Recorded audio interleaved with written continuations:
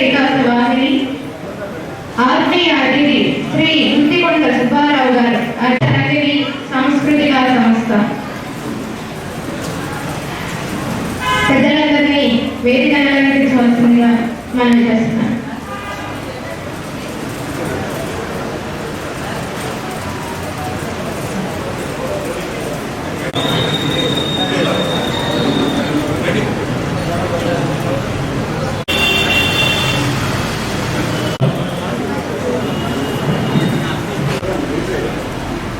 అందరికీ శుభోదయ దినోత్సవ సందర్భంగా బాలబాలికలకు అభినందనలు. మనందరికీ తెలుసు, సమాజంలో ఉపాధ్యాయుల ప్రాముఖ్యత, దాని గురించి ముఖ్య ప్రసాద్ విష్ణు ప్రసాద్ గారు ఆయన డాక్టర్ కోనేరు గారు మాట్లాడతారు. ఇప్పుడు ఈ అతిథులకి స్వాగత కార్యక్రమం ముందుగా మండలి ప్రసాద్ గారు ముఖ్య అతిథి, అలాగే డాక్టర్ సూర్యప్రకాశరావు గారు Kavadi retired principal Venkateswara Hindu engineering college, doctor Koneru గారు ప్రొఫెసర్ డేటా సంఘం కార్యదర్శి మరియు ఈరోజు ముఖ్య ప్రసంగత కొత్తకొండ సుబ్బారావు గారు మా ముఖ్య ఆత్మీయ అతిథి. అలాగే ఈ కార్యక్రమానికి కంప్లీట్గా బాధ్యత వహించిన మా సోదరుడు బావతరణి భవిష్యత్ గారికి సన్మానంతో స్వాగతంతో ఈ కార్యక్రమం ప్రారంభిద్దాం.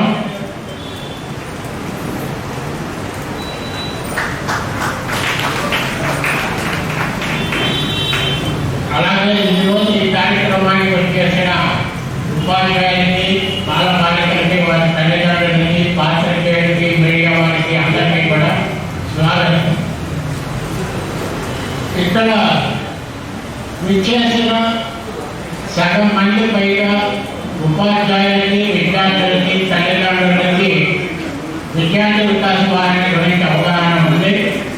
కొంతవరకు మా ముఖ్య అతిథి దుర్గప్రసాద్ గారికి, ఇతర అతిథులకు కూడా కొంత అవగాహన ఉంది. ఇందాక విద్యార్థి వికాస వాహిని ముఖ్య సంచాలకులు శ్రీమతి మణి శ్రావణి గారు బ్రీఫ్గా ఆ కార్యక్రమాల గురించి చెప్పారు. కానీ ఆ కార్యక్రమాలకి ముఖ్య కారణం, ముఖ్య ఉద్దేశం అవి చెప్పలేదు.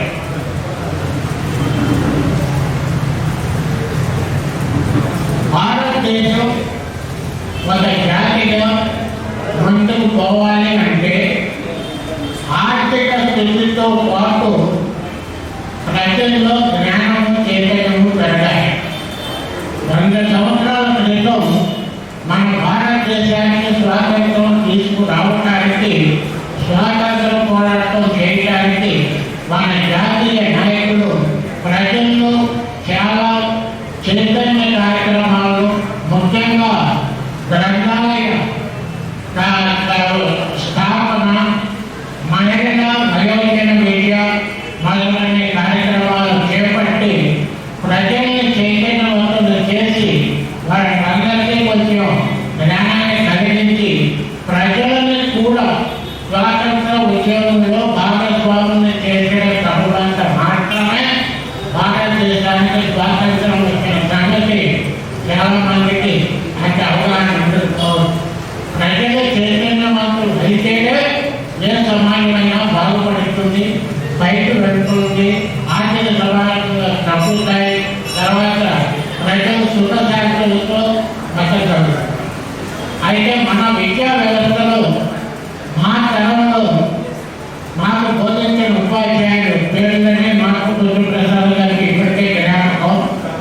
వారు బోధించే విధానానికి, ఇప్పుడు ఉన్న విద్యా బోధన విధానానికి చాలా తేడా ఉంది. ఆ రోజుల్లో విద్యా బోధనతో పాటు విద్యార్థుల్లో నైతిక విలువలు, సామాజిక బాధ్యతల పట్ల అవగాహన, వ్యక్తిత్వ వికాసము,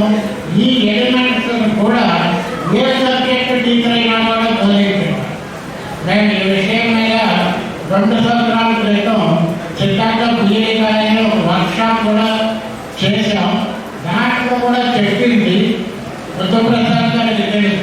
టీచర్ మ్యాథ్స్ టీచర్ అయినా, సైన్స్ టీచర్ అయినా, సోషల్ టీచర్ అయినా, ఇంగ్లీష్ టీచర్ అయినా 45 గంటల పీరియడ్లో 40 నిమిషాలు పాఠం చెప్పిన తర్వాత 5 నిమిషాలు విద్యార్థుల భవిష్యత్తు కోసం వాడు ఏదో ఒకటి ఒక సూక్తులు, ఒక నీతులు, లేకపోతే ప్రపంచం పట్ల అవగాహన, లోక జ్ఞానం ఏదో ఒకటి నేర్పుతారు.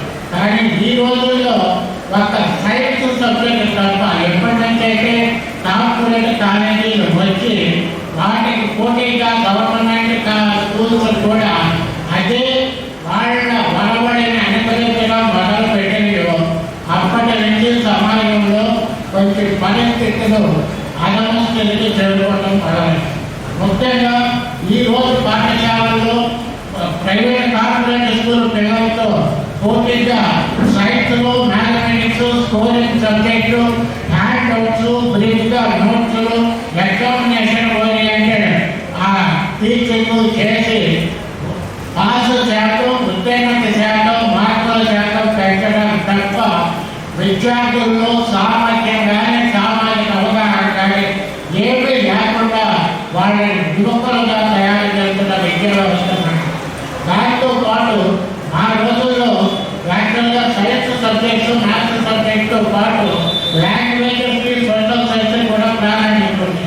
మా తెలుగు మాస్టర్లు తెలుగు పుస్తకాలు, ఇంగ్లీష్ పుస్తకాల్లో ఉన్న చాలామంది జీవిత చరిత్రలు, పాఠ్యాంశాల మీద ఆధారపడిన ఉదాహరణలు మాకు చెప్పి మాలో చాలా చైతన్యం తీసుకొచ్చింది. కానీ ఈరోజు ఆ లాంగ్వేజ్ లేకపోతే లాంగ్వేజ్ మేకర్ సబ్జెక్ట్ చెప్పేవాడు.